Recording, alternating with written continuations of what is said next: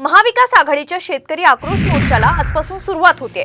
3 दिवसांचा हा शेतकरी मोर्चा असणार आहे। शिवनेरी किल्ल्यापासून सुरू होणारा हा मोर्चा पुण्याच्या जिल्हाधिकारी कार्यालयापर्यंत काढण्यात येणार आहे। अमोल कोल्हे हे किल्ले शिवनेरीच्या पायथ्यावर नतमस्तक झालेत। मोर्चात सुप्रिया सुळे, अमोल कोल्हे आणि शरद पवार गटाचे पदाधिकारी कार्यकर्ते सहभागी होणार आहेत। 80 पैसे किंवा 1 रुपयाला मिळणारी कोल्ड ड्रिंकची बाटली 20 आणि 25 रुपयाला विकली जाते, तेव्हा तुम्हाला महागाई दिसत नाही। पण आमच्या सर्वसामान्य शेतकऱ्याला, दूध उत्पादकाला जे कष्ट उपसावे लागतात, या कष्टाकडे सरकारचं लक्ष नाही। त्याला दूध घालताना 18 आणि 20 रुपयांनी दूध घालावं लागतंय। त्याला 5 रुपयाचं अनुदान देताना पण तुम्ही अटी टाकता की जे शासकीय दूध संस्थांना दूध घालतात त्यांना फक्त 5 रुपये अनुदान, जे खासगी दूध संस्थांना दूध घालतात त्यांना अनुदान नाही का? हा माणूस नाही का? हा शेतकरी नाही का? याचे कष्ट हे तेवढे नाहीत? या पद्धतीनं महाराष्ट्र सरकारने जो हात आखडता घेतलाय, यामध्ये खासगी किंवा शासकीय दूध संस्था असा भेदाभेद न करता सरसकट दूध उत्पादक शेतकऱ्यांना अनुदान द्यावं।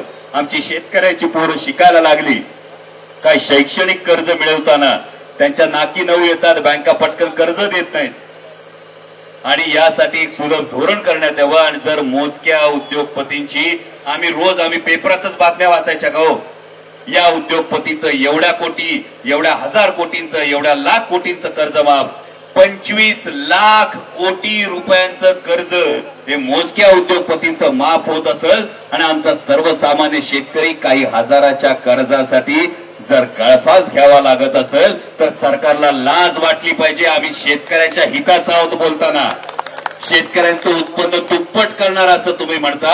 अहो, गेल्या वर्षभरात केवळ महाराष्ट्रात 2066 शेतकऱ्यांनी आत्महत्या केल्यात। या शेतकऱ्यांचा आवाज पोहोचवण्यासाठी हा आक्रोश मोर्चा आहे। माझी आपणा सर्व माध्यमांना विनंती आहे की इतर कोणत्याही गोष्टींकडे कोणी काही विधान करेल, कोणी काही टीका करेल, माझं त्या सगळ्यांना हात जोडून म्हणणं आहे की तुम्ही सगळे मोठे आहात, पण तुमचा मोठेपणा जर तुम्ही आमच्या शेतकऱ्यांचे प्रश्न सोडवले तर दिसेल, नाही तर हा शेतकऱ्यांचा आवाज तुमच्या कानठळा बसवल्याशिवाय राहणार नाही। कारण छत्रपती शिवाजी महाराजांच्या जन्मस्थळावरून सुरुवात केली आणि छत्रपतींनी शिकवण दिली होती, शेतकऱ्याच्या भाजीच्या देठाला हात लागू देऊ नका।